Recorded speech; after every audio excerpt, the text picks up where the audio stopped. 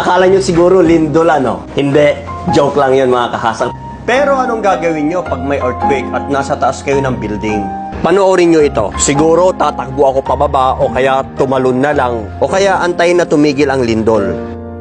Pero actually, ang mga building na ito ay na-design to withstand earthquakes. Ang Japan ay pangatlo sa may pinakamalaking bilang ng mga skyscrapers sa mundo.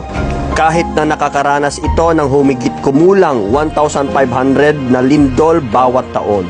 Pero paano nila ito ginagawa? Ang sikreto ng mga building ay gawin silang lumulutang. Ang mga engineers ay naglalagay ng series of dampers sa ilalim ng mga pundasyon ng gusali. Ang mga dampers na ito ay kumikilos tulad ng mga shock absorbers at binabawasan ang paggalaw ng mga building sa panahon ng lindol.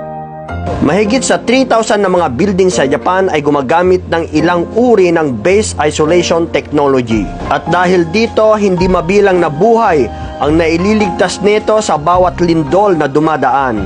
Hindi lang sa Japan, kung hindi sa buong mundo. Sana nagustuhan niyo yung bidyong ito. Boom, boom, boom, boom.